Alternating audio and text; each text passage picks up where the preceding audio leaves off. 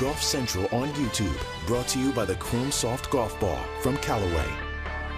Hello, I'm Cara Banks, and this is your Golf Central update. Let's show you how things look after round one at the QBE Shootout, where one pairing has a two-stroke advantage heading into the second round tomorrow. That is Charley Hoffman and Ryan Palmer. Ryan Palmer, of course, a former winner of the only official team event on the PGA Tour. He won the Zurich Classic of New Orleans with Jon Rahm in 2019, but played very well with Charley Hoffman today. Let's get their reaction to a 16-under par round of 56.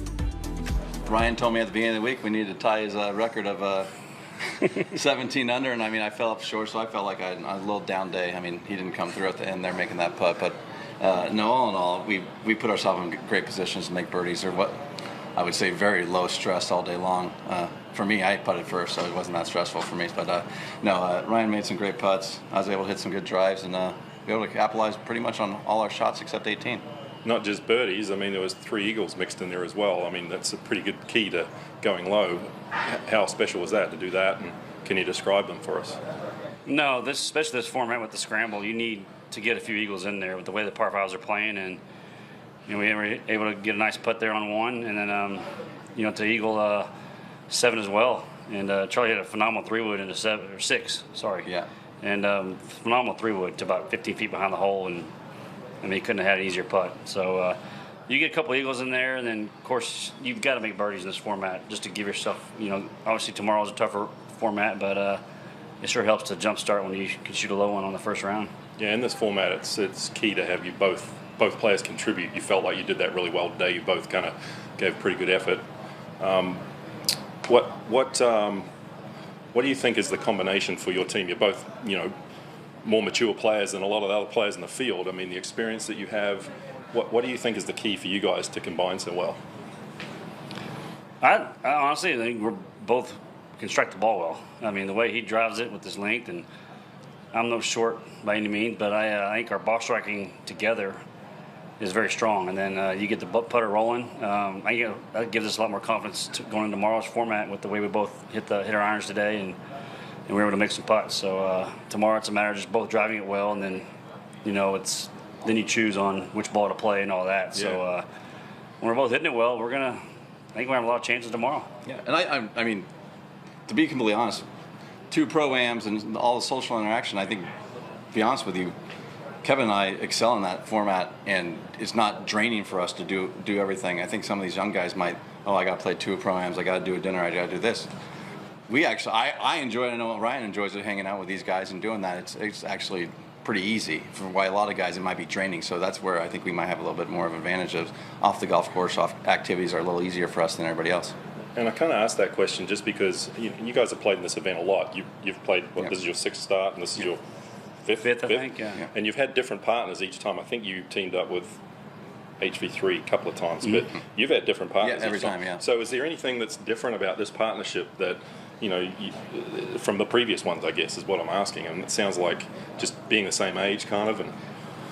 Well, we've been here at the same time. We're both going on 19 and 20 years on the PGA Tour, so we've been around each other this long.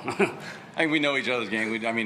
If we hit a bad shot, we're not. I think we're pretty dang relaxed out there, which is always key when you're playing golf. And we can make fun of each other when we hit a bad shot and compliment each other when we hit good ones. And I think it's obviously a good teamwork that worked after the first round.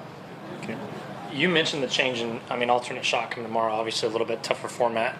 Is there any talk out there today when you guys you mentioned how relaxed around it was, the stress-free. Is there any talk today about how you may look to play a certain hole come tomorrow? Well, it's modified alternate shot, so you get you're going to go off drives. And to be completely honest, we both hit our irons well. I would say we both putted pretty good. Ryan probably putted a little better than me, so if you put the advantage of maybe me hitting the iron shot in there and him hitting the putt, who knows? But obviously, the statistics say the closer you get to the green, the more opportunity you have to make a birdie. So we'll see where the drives go off the tee, and then we'll attack from there. This is a time of year where a lot of guys sort of play around with equipment, try different things. Have you guys been doing any of that this week or today? Or I did. I was down at Titleist in Ocean. I'm lucky enough to live in San Diego, and I got a new driver in the bag. It's max length, a little less loft, a little bit different head. This is a new Titleist TR series head, and it worked great today. Obviously, it's a lot easier standing on some of these tee shots knowing when you have a partner behind you. So, but it worked good. It went long and went pretty straight, and I'm happy with that equipment that Titleist is bringing out, and I'm hitting. Good. Yeah, nothing for me. Me, it's just things I'm working on in my golf swing. I spent the last few weeks trying to find a little more what I've missed this past 6 months or so. But it was the last 3 balls yesterday, wasn't it? It was the last 3 balls in the range. We were last 2 or 3 guys in the range last night until 5 o'clock. So they said that's enough. I said 3 more, and I think the 3 more helped because today was one of my better days. So no, it's good. See, hard work pays off. Well, another pairing that had a lot of people's attention heading into the week was Max Homa and Kevin Kisner. They were entertaining behind the microphone before it all kicked off, and they were entertaining to watch today. 14 under par, 58 in scramble. Let's get their reaction to a good start at the QBE Shootout. Starting last here is tough because all the scores make you feel like you're playing terrible. So it was nice. I just felt like we picked each other up and played solid, and obviously had a really good finish coming in. That's a good point. Like, you see the scoreboards out there playing last, and you see those good scores go up on. I mean, is there additional pressure when you see that, like to try and keep up?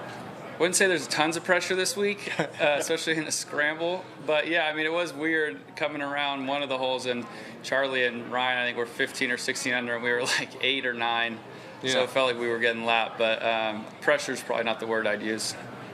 We were in last place all day, every board we went to until the end, and now we're in second. We were comfy. Comfy. Is it, like you say, I know it's an easier environment to play in, but when you're looking at the leaderboards like that, does it maybe make you think, oh, we have to maybe be even a little bit more aggressive? Probably not more aggressive, but like we hit it. I hit it by the green on the drivable hole, and then Kev hit one on the green for the par 5 for eagles, and it did feel a little bit like we needed to make one of them. Yeah. But I don't know. You don't really separate in this format. Then tomorrow's the hard day. Tomorrow and the next day. What did you learn last year, and maybe, I mean, you guys have got to know each other a little bit better since that time. What have you learned from last year that you can maybe take into tomorrow since, like you say, it's probably the most difficult format? Well, I need to drive it really well because he's an unbelievable iron player and has, like, super control of his iron shot. So if I can get it in the fairway and let him do his work, then I can hit the putts. But that's always a game plan, and then it just doesn't work out that way. So we're prepared for all situations. Yeah, I feel like if we just have 2 balls in the fairway and can make a decision on which one we want to use, I think that's a big help instead of just being forced into,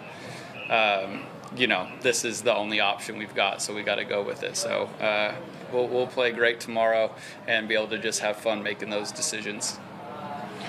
You guys see Denny play a lot, obviously, out on the PGA Tour, but might be the first time that you've seen Nelly play it for a full round.